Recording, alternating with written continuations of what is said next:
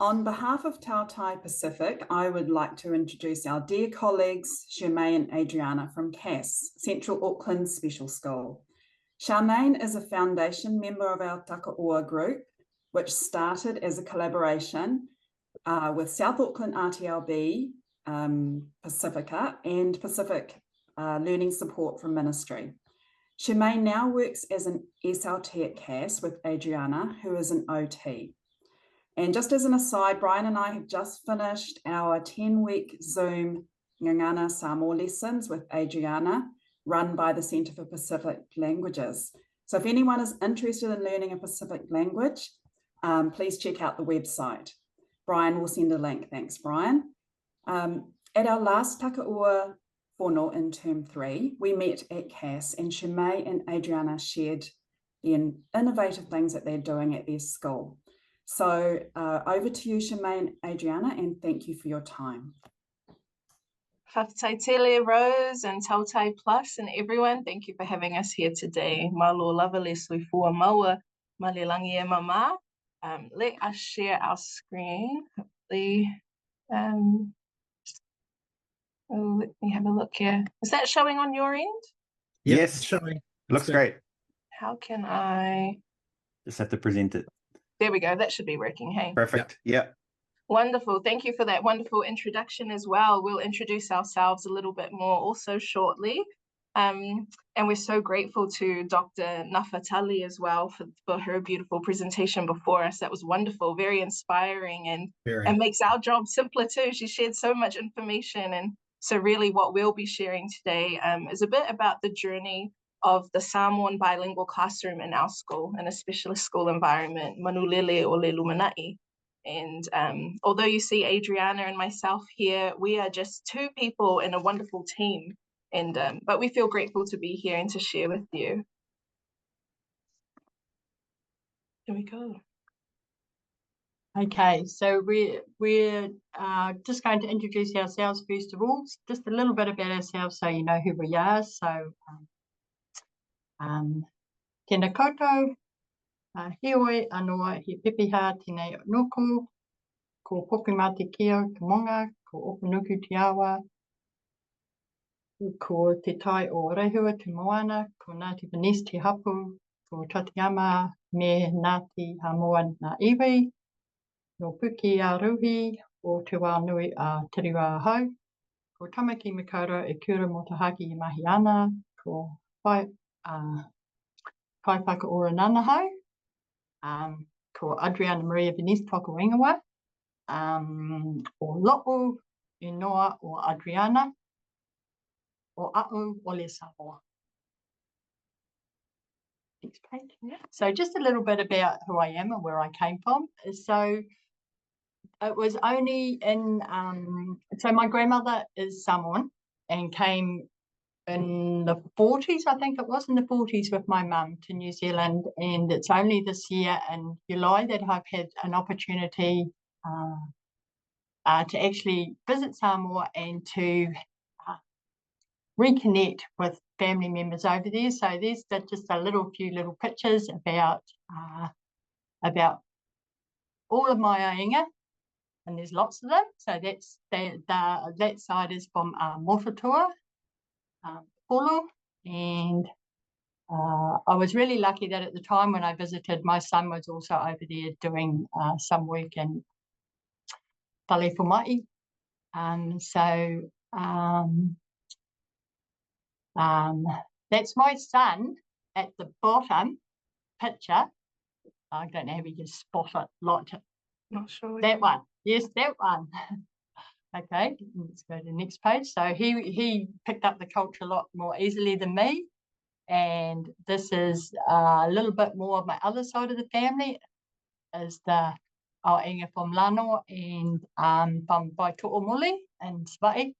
And there was an interesting story because I had read a little bit of history in that, and I was looking around, and one day we were traveling in a van with the whole group, and I saw the name Malupua on top of a shop as we drove past, and I thought, I know that name. And so the next day I hopped on a bus and I went there and sat for a wee while out of the shop outside with the nerves, before I went in, and I discovered our lovely family there, which is in the bottom right. And I guess for me, it was about the first time that I really felt I belonged. So it's a little bit emotional for me, but it was the first time in my life I felt like I actually belonged somewhere, really, truly belonged. And so for me, it was about beginning to find my own identity, learning about my culture, learning about the things that I knew all my life, but couldn't give them any context to because I wasn't brought up directly in the Samoan culture, brought up a lot with my grandmother. So all the things that I thought, why do other people do things differently? I didn't really understand. And I guess for me, it was thinking about, I don't really know the language, but I still felt the connections. And that's, as Rose talked about, we've been learning. And so that's been a bit of a journey for me. And when the opportunity, so this year, as we had our new class, the opportunity to actually have a sabbatical on top of my holiday while I was over there. So it was part of the teaching sabbatical, and I was able to visit some of the schools and think about what those connections look like and how to bring that back for understanding within our classroom and our malanga, our journey along. And I guess the things that we that I experienced over there were thinking about, what does my identity look like? What does culture look like? What does language look like? And they're all the core values, I guess, that sit along Pa'a Samoa and also our Pacifica pedagogy on our pathway forward. Wonderful. Thank you, Adriana. Tēnā koutou kua huihui mai nei. Ko Vaia te maunga, ko Loimata o Apaula te awa, no Hamoa me Horana o Kutipuna, I tipu ake o ki Waitakere, ko Taaseo Mangalongo, rawa ko Sonia Venek o Kumatua, ko Chermei Haufano toku ingoa. Talofa lava everyone. Yes, I'm Chermei, and I'm a speech language therapist with my colleague occupational therapist Adriana here. And I was born and raised in West Auckland. That's my family. I did a smaller photo. I didn't ask them permission to share this photo. So that's a photo of my family. I'm one of 7 siblings, and raised by a Samoan father and a Dutch mother. And the picture in the middle there, my husband and I had the opportunity in 2018 to visit Samoa and visit where my great-grandparents and grandparents are at rest on the family plantation. And that was a very special experience. And the final picture there is a picture of a few Pacific speech language therapists. I'm very grateful to be part of Leo Pacifica SLT's, the few Pacific speech language therapists there in New Zealand. That's only a few of them, actually. That was from a Ministry of Education, Fono, a couple of years ago. And as Rose alluded to, that's where my journey as a speech language therapist began, in learning support, working in Manulele very closely with Cluster 12 and Papatoi with Cluster 10 colleagues. And I loved that work, and I miss working with the families, the schools, the ECEs. I really enjoyed it. But it came to a point where I started to feel that I had a lot more I need to learn and experience in order to support some of our students and families who are experiencing some higher needs, and found a job ad for Central Auckland Specialist School, or CAS, and learned about their desire to open a Samoan bilingual classroom, and that piqued my interest, and here I am a year later after that. I'm very grateful to be part of the Takaua group, as mentioned. These colleagues support me professionally and personally in this space where I'm continuing to learn and grow. Yes, so that's our little introductions. And we thought we would start by introducing you a little bit to our classroom. So Manulele o le Lumina'i. That name actually came a little later in the journey, but I'll share with you a little bit about it now. Manulele is for bird, and o le Lumina'i for the future and it matches with the host school. So where our classroom is, it's a satellite class inside May Road School. And so it has ties to the name of their bilingual classes as well, and to the community, and the community were involved, and the parents and involved in choosing this name. And really that's where this journey begins as well, is with the community and with the families. So our school, Central Auckland Specialist School, CAS, is based in Mount Ross School, where there is a large Samoan community, and 20% of the students at CAS identify as Samoan, them and their families. And so this desire to have a bilingual classroom came from them, this vision, this dream. And I think Dr. Nafatali touched on it so beautifully around how parents, have a desire for the children to understand their culture and have a space in a classroom with a holistic view, but also where they can be Samoan. And so this desire came from the community, and Fono were held, and then at the start of this year, the classroom was open. The hunt for staff began, I believe, at the end of last year, where myself and a teacher joined the team. I know Adriana will discuss that shortly. And so our satellite class is it includes autistic students, autistic Samoan students, their teacher and learning assistants, and a therapy team as well. And it is the first bilingual class in a specialist school environment in the country, which is very exciting. As far as we know, please feel free to correct us, but as far as we know, this is the first. And so it's very exciting. It's a big learning journey for all of us in the school.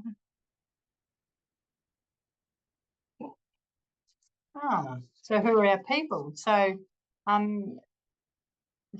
we're at Central Auckland Specialist School, and we have the satellite classes everywhere, as you all understand. So our Manulele class is actually in a mainstream environment. So it's in the May Road School in Mount Ross School.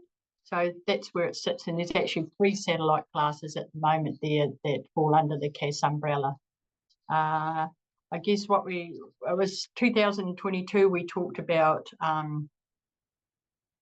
having Fonos, and we had several Fonos about thinking about, okay, what is it that's really important to our families?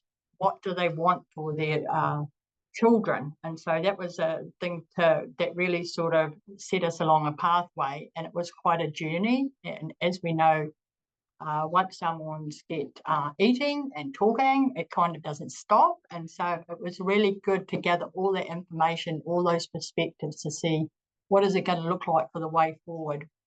We know of other bilingual units, but we really had no model to begin to think about and to look at for that. We found that a lot of families were 3rd generation or plus Samoan, so they were only also beginning to establish their own cultural identities or knowing who they were. So some families, language acquisition or Samoan language wasn't used in the home as well. So those are like big considerations. Or some spoke mostly Samoan and no English in the home. So we had a little bit of a balance of 2 different sorts. Our teacher was only accepted the position right on the very last day of term 4 last year. So we were so happy, because we thought, how are we going to open the class with no teacher? Our teacher was early childhood trained, very lovely, but very new to special education. So that was a start of a big journey too, thinking about how can we support the teacher not only in understanding our CAS environment, our school environment, but also the students, and what does autism look like? How are the needs perhaps different than what mainstream students might be, even though their developmental levels might have been around about the same as their early childhood experiences. We had to then think about, okay, what is it going to look like in regard to classroom resources? How are we going to set that up? Are there things that we can bring into make it familiar or comfortable? Were there mats on the floor? Were there Were there Samoan books available? Were there tablecloths on the table when we go to have our our eyes? So there was sort of like different things we had to think about along that way. Could we put all the resources in place for sensory equipment and puzzles? So that was kind of like a little bit of a big learning curve too. How can we set up that special environment? Initially, there was a little bit of a struggle because the learning assistants weren't always consistent. And so initially it was, and we all know that our autistic students, they love to have the same. So having that predictability. So that was a little bit of a struggle on the pathway until we established a little bit more consistency, especially when the teacher needed a lot of support from the rest of the team with that as well. I guess for therapy input, it was more about what Dr. Rochelle talked about, is about thinking about we're all working, we're all in it together. So this only works when we're all together. So we work more as a transdisciplinary model. So we have an SLT, we have an OT, and we have a physio as well. I guess it was initially about how do we support the teachers? How do we support the family? How do we support the students? So it required a big collaboration of the whole team. And then there was also the host school to think about as well. So the host school, we're probably quite lucky that the DP was Samoan. And they also had a bilingual Samoan class that some of our students' siblings actually attend as well. And there is an Aonga Mata on site as well. So thinking about what does that look like? How can we join together in the play area? How can we build some relationships with them? So those were all new pathways that we had to go down. So I guess when we first began to look at it via the Fonos, we thought about, okay, is there any sort of a framework?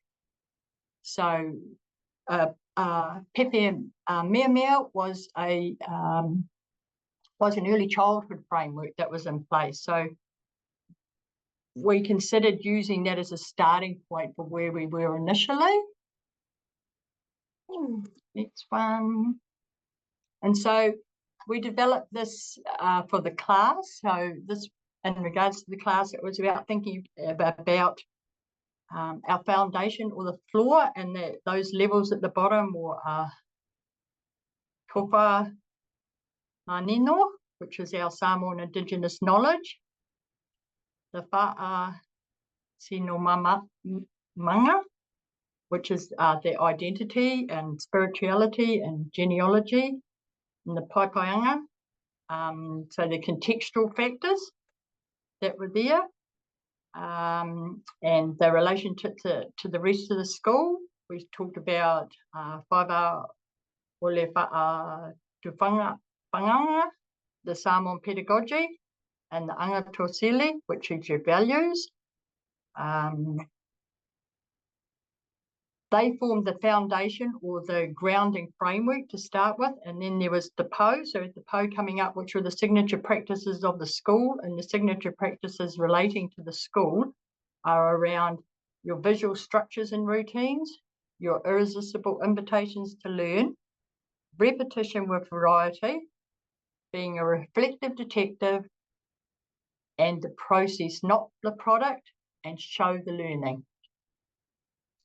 When we think about the roof, we think about those Samoan values, or those Pacifica core values that underpin Pa'a Samoa, then we're really thinking about, okay, what does that look like? And I guess Luafutu Simpson described them as alofa, which was our love and our commitment, which is really that big motivating factor behind what we do at the school.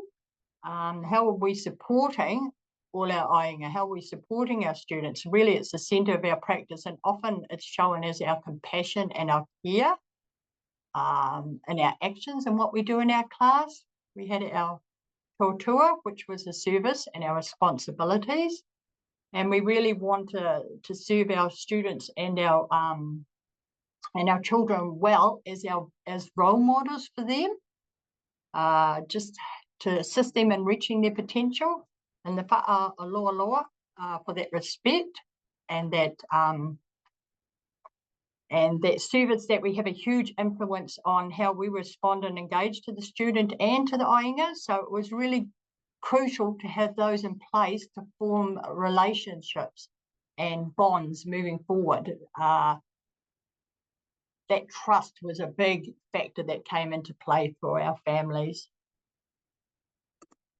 Wonderful. So that gives, I suppose, a little background, a little foundation into how the classroom came to be and some of the discussions that led there. So now Adriana and I will share a little bit about the work that we do in the classroom. And as I said, it's a learning journey for all of us in the team. And then we'd love to share with you just a couple of, I suppose, success stories as we come to the end of the year and we've been reflecting back with families. It's been really wonderful. So for myself, coming in to support communication, I guess an overarching question on my mind always is, what does, culturally appropriate communication support look like in a bilingual classroom? And we have our Manulele class, we have us, our team, the students, the families, and I guess this little diagram sort of represents all the factors that come into play, as all of you will know with your work as well. There are lots of things we're considering all the time. Thinking about bilingualism, and of course, Dr. Nafatali talked wonderfully about that this morning. And as Adriana explained, our students, like ourselves, are New Zealand born, but they come from families who were born in Samoa. And, how much of which language is used in the home, and also parents' fears around, confusing children. And as was explained, we really encourage and reinforce that, our students can be and should be exposed to their home languages also. And then thinking about bilingualism and how does that interact with autism, and understanding the current research and practices around supporting autistic students. For speech language therapists, a big journey our team has been on is around Gestalt language processing, and how many autistic individuals and others also are developing language a bit differently than traditional ways of thinking, this analytic style of babbling a single word, two words together, and then sentences and syntax and so on. But that many of our autistic learners learn by huge chunks of phrases or chunks, memorized scripts, for example, from movies, as was discussed earlier. So then again, thinking about, well, what does that look like in this environment?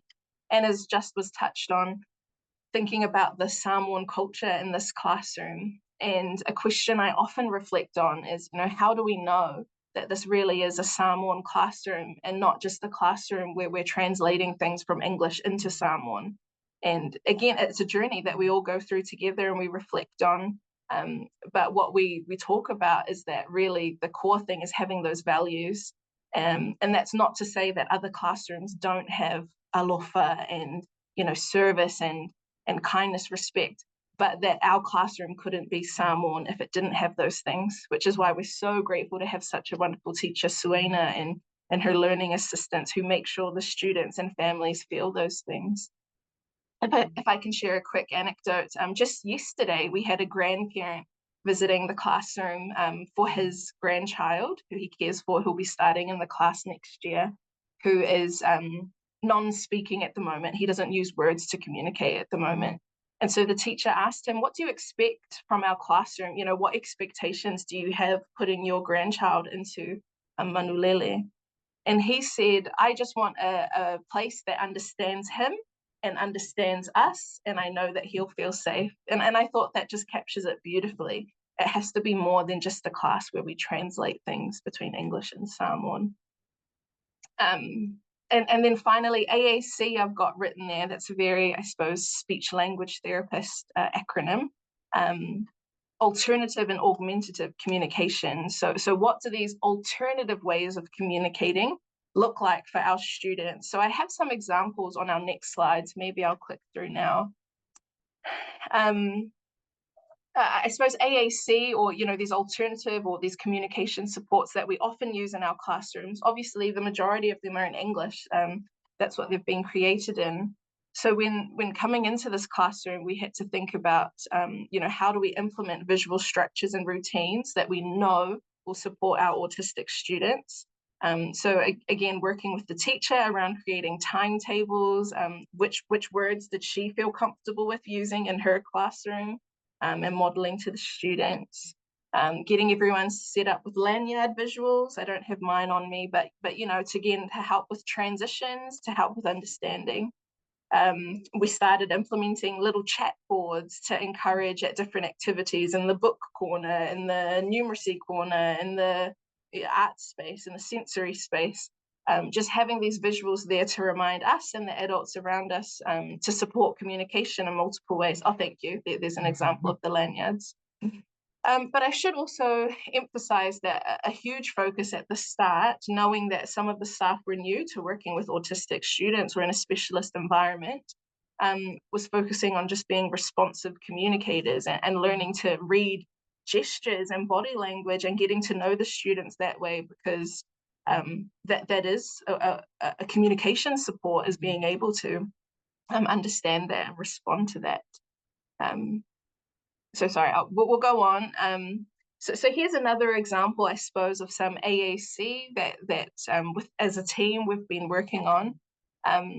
Dr. Nafatali mentioned earlier around core boards. I'm sure many of you are very familiar with these. So at CAS, there's a school core board that is used. And so then we were looking at, well, how can we be consistent with the rest of the school, but also make sure it's appropriate to the classroom? And to be honest, our core board, it has changed a few times throughout the year, and it probably will change a little bit more, but we're grateful for Suena, and her knowledge of Ngangana Samoa and being able to talk back and forth about which words we felt should be in here. And she and the team have done a great job at modeling this to the students. You'll see there are some words that we haven't translated. And again, this is based on discussions with the teacher, the team, the parents, just to give an obvious example there. For example, silly, and talking about, well, I suppose a translation for that could be valer, but then there's also connotations to that word, and we don't want to have that on the board. And so just lots of really robust discussions around it, and just sort of reinforcing again that this journey can't just be translating things from English into Samoan. It doesn't work that way. So great experiences and discussions around that. And as many of you know, we have fringe vocabulary, more specific and personal vocabulary that goes at the top of this. And so throughout the year, we've been adding that as we go. All of the families now have a copy of this at home. And we'll share this a little bit maybe in the success stories part, but it's been quite funny, hearing some of the experiences that our families have had as they've tried to implement this as well. Oh, yes, yeah, we did have a funny chat when we were making the feelings vocabulary. And so what's the right word that we should put for bored when you're feeling bored? And our lovely teacher, Suena, quickly said, oh, Samoans don't get bored, so we won't have a word for that. And we thought that was quite good as we went through these discussions. The last one I'll touch on just for time, this is just a digital copy of Go Talks, what we'd call mid-tech or middle technology, where it's a device where you can record your own voice on it with messages. And this is something, again, we've started to implement with a couple of our students who are non-speaking at the moment and some who are minimally speaking. We have some where their language comes out when they're singing, which is wonderful. And so, again, this has grown and progressed through the year, but it's been another exciting way to access both the English and Samoan language while we still continue looking for assistive technology that is appropriate in both English and Samoan environments. I think I'm talking too much, so I'll leave that there. It's just to give you a picture of some of the communication support happening in the classroom. We can look at that afterwards. Yeah, you can. It's relating to the board. So I guess then we thought about, okay, what does it look like when we have, what does it look like from the work of an OT in the classroom? And as we talked about before, often it's around about thinking about how are we supporting the whole of the team, that we don't really work in isolation, as Chermei talked about, is thinking about how do we understand our students, how do we help them get their message across, so their wants and needs as well. And often it's been a learning journey for us to be a little bit more consistent in our language, or how we use the core board, or how we present it during that time. So we're still all working on that together. But one of the big things that my work as an OT is really looking at the sensory perspective in the classroom. And I think Dr. Rochelle talked a little bit or alluded to that too, that often those are some of the differences that occur with our autistic students. So it was thinking about things like what do our sensory learners look like? What do they need? So if we're looking at the sensory continuum, just at the top, we've got the over responders, which are usually the ones that are the avoiders. So an example of that might be for one of our students in the classroom who just really couldn't cope when there's loud noise. And actually, at the moment, there's lots of heavy construction going on next door. And some of our autistic students like to make some high-pitched or repetitive noises. So we found that for her, having those ear protectors, that she could just shut it out just a weeny bit more, encouraged her to be able to learn in the classroom. And then we have an idea, one of the other end, whereas if we were looking at the under responders or the sensory seekers, we had a boy that would run around all over the place and found it difficult to slow down. So how did we organise him? So we had a sensory pathway up the hallway. And we talked about the bear hunt, and we tried to incorporate what the Samoan bear would look like. And that slowed him down and gave him lots of proprioceptive input. And then he was ready to go back to the classroom for some learning. One of our other students liked to have little naps and be a little bit lethargic. And so there was thinking about how can we support him in a way that would, maybe the massage is a bit more happy for waking up. And when he needs calming down, just a little bit more pressure. So it might be like a bean bag or a pressure with that heavy blanket over the top of him. So it's thinking about how can those strategies provide us for that readiness for learning. We had the red TheraBand there. So we have some stretchy TheraBand. So it's a stretchy elastic band, and we've kind of put alternative knots throughout it. And because the play area, the mainstream play area, is quite a way to the classroom, and so is the hall, it gave a really visual and proprioceptive feedback to remind students we can all go together. And it's working really successfully now. So if there's a new student or a new learning assistant in class, or someone's away, that always remains the same. They always know to hold on, to follow that pathway down. So that was working as a really nice input. I guess some of the other things we considered too was like the body fern chairs, or the fernware chairs there. They have that movement built into them. So a lot of our students like to backwards and forwards, backwards and forwards, movers and groovers while they're learning. So that was quite good.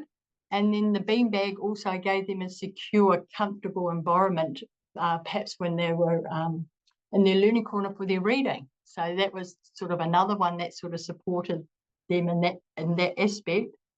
And I guess the other things that we talked about in regards to supporting them with their sensory regulation, I guess, is around what does their engagement profile look like.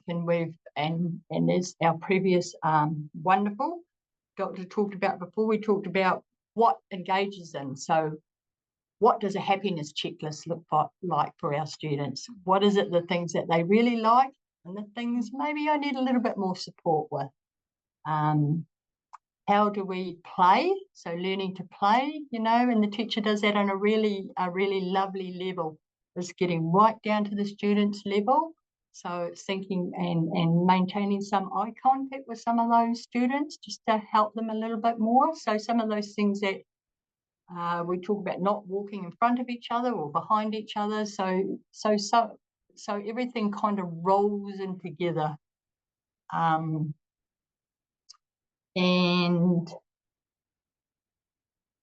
she also talked about some of those things that that we like to do, like fidgeting and playing with things. So it's all kind of incorporated in together. So we also have, you know, of course, we have the physio and SLT. So none of our roles are really completely separate.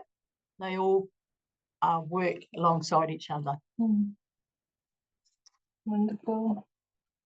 Awesome. So this brings us to a lovely part where we can share some of the happy stories that we've had on this journey this year.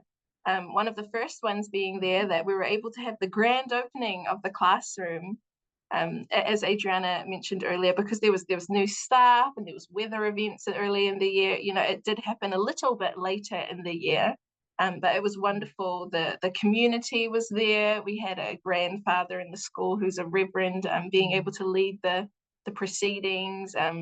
We had lots and lots of families, and it was a really joyful experience. And of course, when doing these events, it's really hard to cater to, I suppose, you know, what's appropriate for our students as well. So something that was wonderful. Some of our students were really able to enjoy that big event, but we were able to have a smaller, I suppose, more exclusive event also, just for the students and their parents and the classroom and their happy and safe place, which was wonderful too on a different day. But I suppose one of the hugest successes that our team often discusses is just how happy the students are, how regulated they feel, and how happy they and their families are. So if we can give you an example, one of our students often found managing his emotions quite difficult, and being a very strong young man, you know, sometimes in previous years, perhaps windows had been broken or objects had been thrown, things like that. And now he's described as the happiest young man there is, and he's so settled. He loves joining in the school routines, and part of that we feel is because as a whole team, everyone's working towards creating this holistic environment. We've also been so excited to see how he responds to the Samoan language. His parents are very excited about that. So that's just one example of our students. The connections with families. Some of you may know that in specialist school environments, often children come to school in the taxi. Now, we fear, well, what we've seen is that most of our students in this class actually are dropped off by their parents. And so their parents come to the door each day, and there's a really strong connection between the teacher and these parents, and discussions happening every day, all the time. We get to see them quite frequently, more than perhaps the parents of our other classes, because again, they often arrive in taxis, the students do. And one of our favorite things is often that some of these parents who maybe weren't able to engage as much before are chatting in the doorway with the teacher in Samoan, and have the opportunities that parent-teacher meetings and things like that can happen in the Samoan language if they decide, which has just been really wonderful. Connected to that, I suppose, something else we've seen is increased attendance. A couple of our students in the past have really struggled with attending, and partially due to really high anxiety around the school environment. And this year we've seen in particular one young man attend so much, and now he'll come out to the playground. Now he'll have chats with different people that come into the classroom. And it's just, again, something really exciting to see. Did you want to add to any of those, Adriana? Sorry to put you on the spot. Probably just also, as we all know, that often our Samoan families have other obligations, and so sometimes the families, some students may only arrive at 10 o'clock in the morning or a bit later in the morning, but it doesn't really matter if they come at 10 o'clock, if they come at 8:30.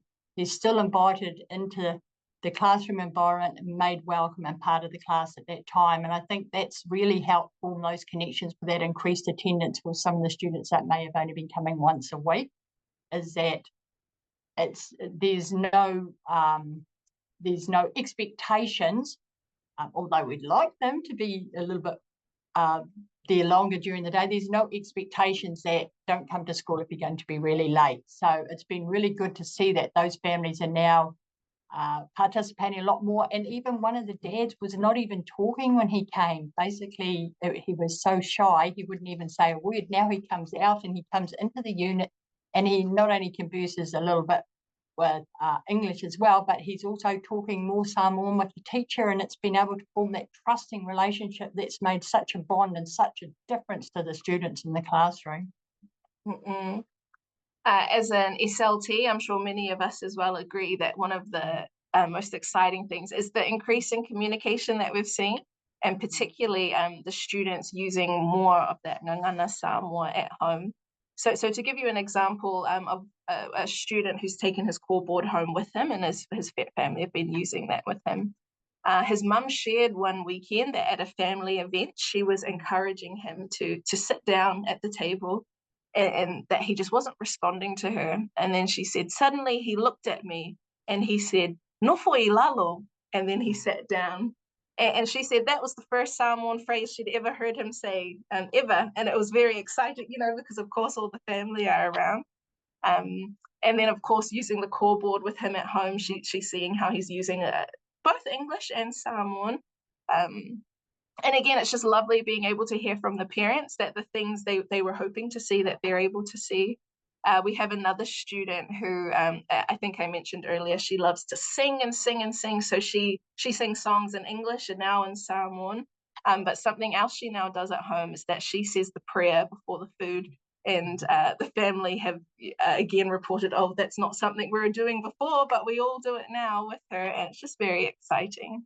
I'm just building on that. It was so exciting yesterday when I was talking to the teacher, and she was saying to me, "Oh, I'm just out in the kitchen area over there, I'm just waiting."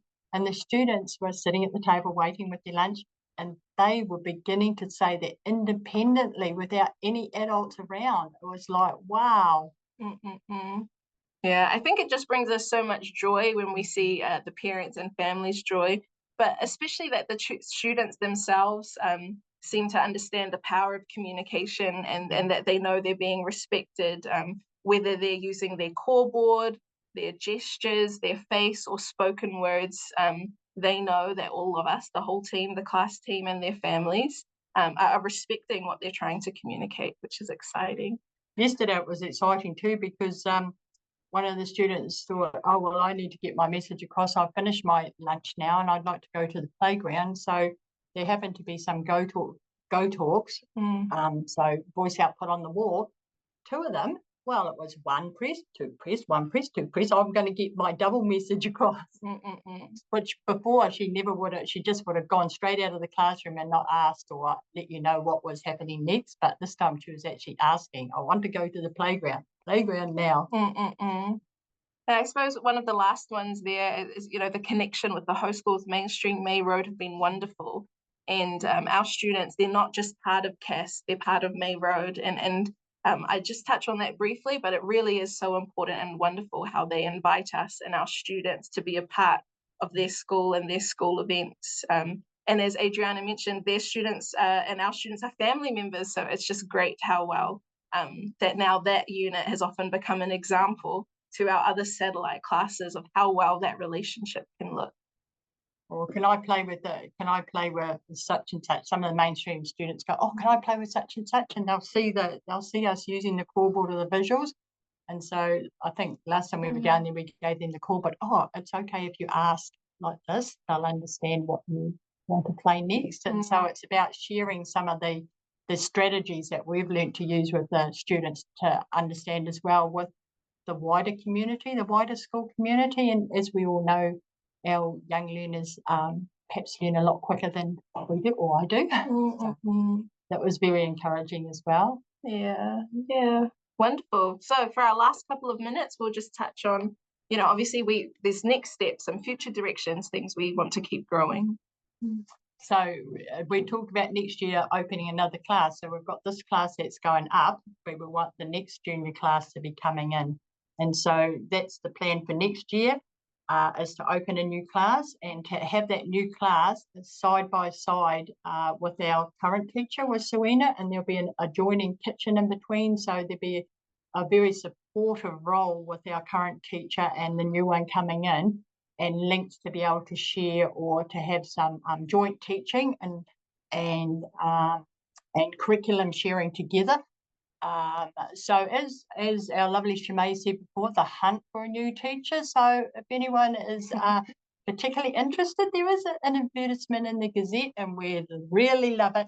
Don't have to. Oh, you're still looking. We're still looking. Okay. So we don't have to be proficient, because we have lots of support. So you don't have to be an excellent Samoan teacher or know all your language or know all your culture, because we'll be more than willing to support. Well, we've got a lot of RTLB in this space, so and they're listening to you right now. So it's good advertising. I thought I'd just open it up. You're always welcome for a visit, or you're welcome to have a little chat with the teacher if it helps you to think about what our group of students look like. Small class numbers, supportive therapy team, lovely environment. Awesome. That's a good sell point. I like it, Adriana. And we also want to continue to build the relationships with our CAS community. So with our school community is not only the bilingual classes that we have over in our May Road satellites, but we also have all our Samoan students in other classes around the school, and we value their input as much as what we're seeing here.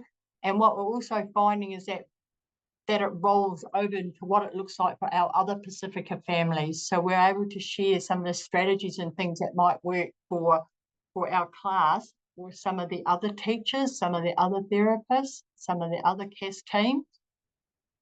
And we can always continue to build that with our host school. You know, we want to be part of that wider community. And it's surprising who you see when you're walking down the road, or like myself, Brian and Rose, on Zoom when I was least expecting.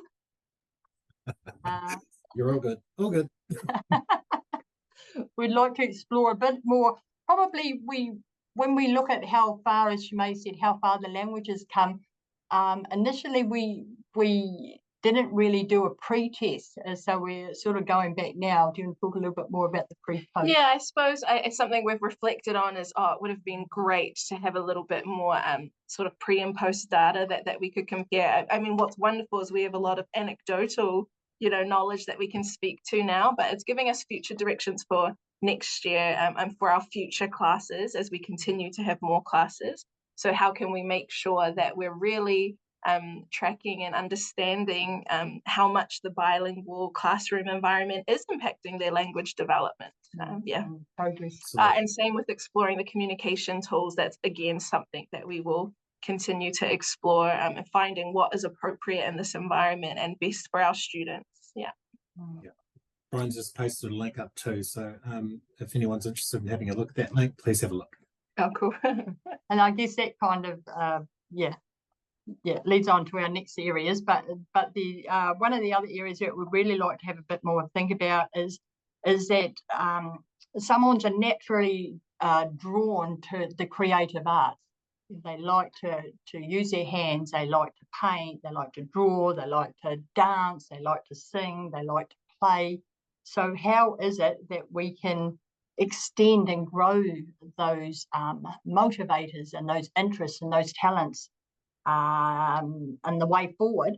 So it might be thinking about how can we do that with the students, but how can we incorporate bringing in the families, because our families have some skills. Like it'd be really nice for a family member, maybe might like to have a little bit of pati, or it might be that we can learn a little bit of Siva, or it might be that we can share how to make our panakiki, which all our students always love. So it's about thinking about how can we build on some of those more creative skills and ideas within the learning for the students, because they seem to appear to be quite motivated along those lines as well, and very, very interested. And I guess the last thing really was also to think about how can we build our team and our competency. I mean, we all want to be really culturally responsive.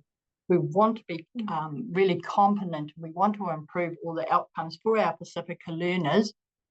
And how are we going to do that? So as we talked about a little bit about the language, but maybe those are those next steps where we continue to explore what literature offers what groups like this offer, what Zooms offer, as we listen to Dr. Rochelle give a really broad picture and attending Fonos like we did earlier. So those are some of those things to think about, and how do we build the competency of team members who aren't Samoan, because that's just another slight learning journey as well. And I guess if we're all working and walking the same pathway together, that will help everybody to be supported on the next steps forward.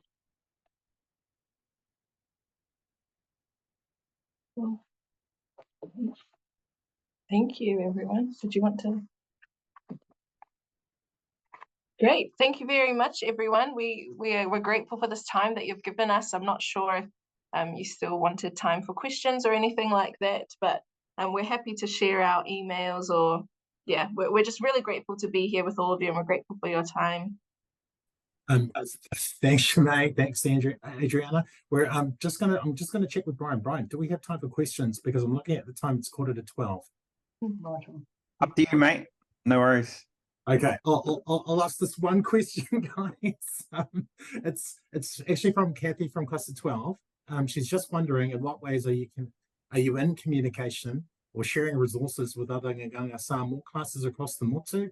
And when we say across the motu, we're looking at probably across the country. Is there any need to have a group to feed into each other within Okalani?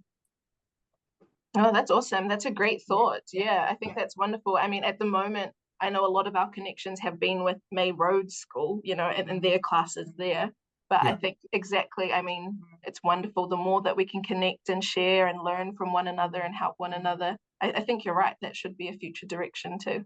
And I think that's one of the things that we talked about, because we're the first special school. It's just been a bit of quite a big learning journey for all of us to take these steps at the moment. But that was in the plans to think about, okay, what does it look like at Aongamata? What does it look like with bilingual satellite classes in the mainstream schools that aren't around special needs? So I think that's a really good point. Is that going to be really helpful to be connected? Because obviously we've found it really helpful to even be connected with each other. So I suspect it would be helpful to be all connected. So thank you for your ideas. Yeah, and I know the classroom teacher as well, Suena, she's definitely getting involved in lots of these. Sorry, not being a teacher, I don't know some of the names of the organizations, but I know that she does attend and connect with a lot of Pacific and Samoan teachers.